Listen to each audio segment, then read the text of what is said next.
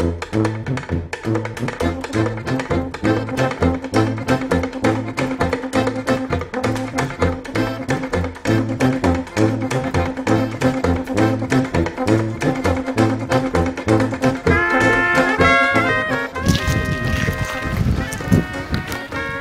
mener du om den der bil, der står derovre?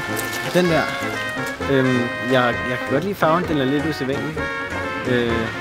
Skoda har jeg også selv, men ellers så har jeg ikke rigtig så mange meninger om biler generelt. Okay. Har du det dårligt med at barbere dig en tid her på skolen? Nej. Okay. Snakker man også om værelset, hvordan man gør? Det gjorde mig i Vestegn.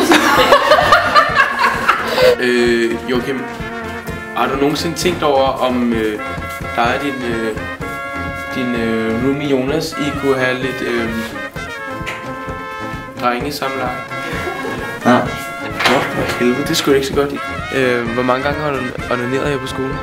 Det har jeg ikke talt. Det er lidt pinligt. Men det har jeg da gjort en håndfuld gange. Eller sådan. En håndfuld gange? Piger? Har jeg haft en god dag i dag? Ja. Jeg har været i Slagelse. Nej. Okay, det gør jeg. Hvad synes du, at sæd lugter af?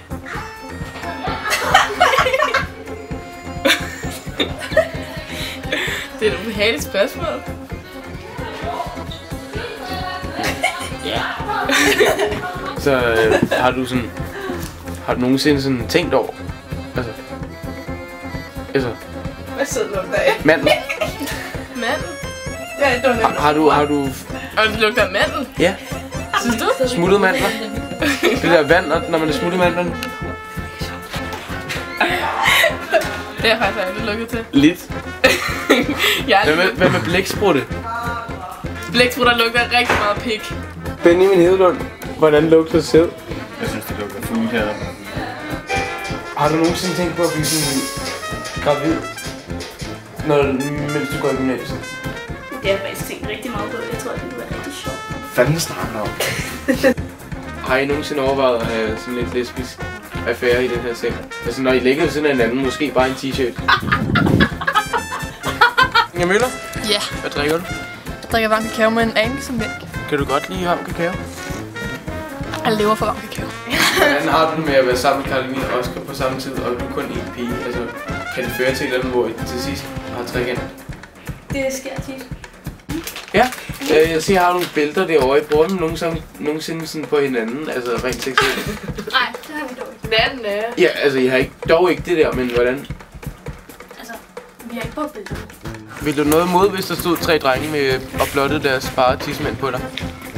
Jeg tror, jeg vil tage nogle billeder. Tjekker du tit pigerne røve ud? Ikke specielt tit. Would you say yes to a threesome with 2 guys in Maria? Fuck no. Maria and the girl. Hell yeah. Kan man godt finde på, når man er syg, så sådan have det lidt frækt med sig selv?